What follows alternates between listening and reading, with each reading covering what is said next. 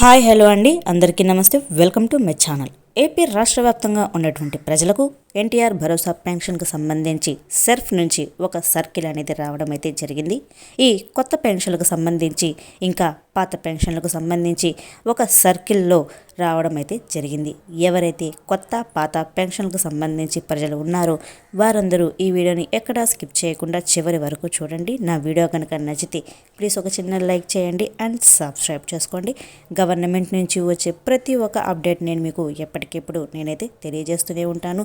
ఇటువంటి పెన్షన్దారులకు సంబంధించి ఎటువంటి ఒక అప్డేట్ వచ్చినా కూడా నేను మీకు ఎప్పుడు తెలియజేస్తూనే ఉంటాను. నా వీడియో నచ్చితే లైక్ చేయండి అండ్ సబ్స్క్రైబ్ చేసుకోండి.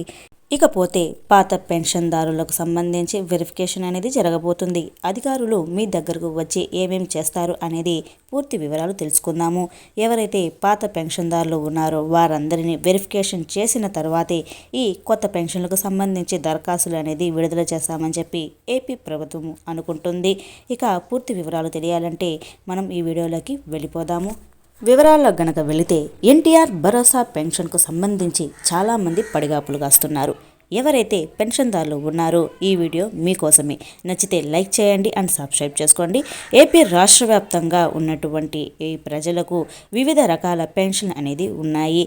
ఈ పెన్షన్ల కోసం ఏపీ ప్రజలు ఎదురు చూస్తున్నారు. ఎప్పుడు ఈ కొత్త పెన్షన్లు వస్తాయి అనేది ప్రభుత్వం ఈ కొత్త పెన్షన్లకు సంబంధించి దరఖాస్తులు అనేది ప్రారంభించిన 45 రోజుల గడువులో కొత్త పెన్షన్ అనేది మంజూరు చేస్తామని చెప్పి చెప్పడం అయితే జరిగింది. ఇకపోతే ఈ కొత్త పెన్షన్లకు సంబంధించి అధికారులు ఏమంటున్నారు అనేది చూసుకుంటే ఈ సచివాలయంలో మొదటిగా ఫీల్డ్ వెరిఫికేషన్ అనేది చేయించుకోవాలి అని ఒక సర్కిల్ అనేది వచ్చిందంట. అందులో ఏం ఉంది అని చూసుకుంటే కొత్తగా ఎవరైతే పెన్షన్ అప్లై చేసుకుంటున్నారో ఈ జనవరిలో జన్మభూమి 2 కార్యక్రమంలో దరఖాస్తులు అనేది జరుగుతున్నాయి అనేది ఒక సమాచారం. ఇకపోతే ఈ వెరిఫికేషన్ అనేది చేయాలి అని చెప్పి అధికారులు ఆదేశాలు అయితే జారీ చేశారు. ఇది ఫిజికల్గా పెన్షన్ లబ్ధిదారులను నేరుగా చూసి వారి డాక్యుమెంట్స్ అనేది వెరిఫికేషన్ అనేది చేసి చెక్ చేస్తారన్నమాట. వీరు అర్హులా కాదా అనేది నిర్ధారించుకుంటారు అన్నమాట. ఒక పంచాయతీకి 40 మందిని నిర్ణయించుకుంటారు. వారిలో ఒక అధికారిని పెడతారన్నమాట. ఈయన ఈ పెన్షన్దారులకు సంబంధించి అన్ని రకాలుగా వెరిఫికేషన్ చేసి కరెక్ట్గా ఉన్నాయా లేదా అని చెప్పి చూడాల్సి అయితే ఉంటుంది. ఇందులో గనక మీరు తప్పు గనక ఉంటే వారిపై అధికారులకు ఇన్ఫర్మేషన్ అయితే ఇస్తారు. దీంట్లో తప్పు ఉంది అని చెప్పి.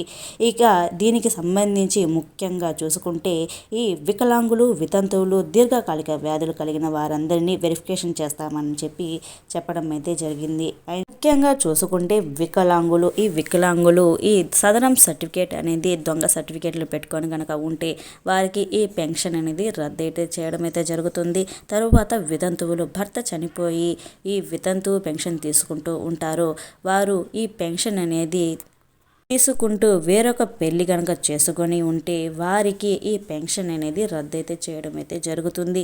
వీరందరినీ అధికారులు వెరిఫికేషన్ చేసి వీరు అర్హులా కాదా అని చెప్పి నిర్ధారించుకొని వీరికైతే ఈ పెన్షన్ అనేది ఇవ్వడం అయితే జరుగుతుంది. ఇవన్నీ నిర్ధారించుకున్న తర్వాతే ఈ కొత్త పెన్షన్లకు సంబంధించి దరఖాస్తులు అనేది విడుదల చేస్తామని చెప్పి చెప్పడం అయితే జరిగింది. ఈ జనవరి చివరి తేదీల్లో అయితే దీనికి సంబంధించి ఈ పెన్షన్దారులకు సంబంధించి ఈ దరఖాస్తు అనేది విడుదలైతే చేయడం అయితే జరుగుతుందని చెప్పి ఏపీ ప్రభుత్వము నిర్ధారించింది.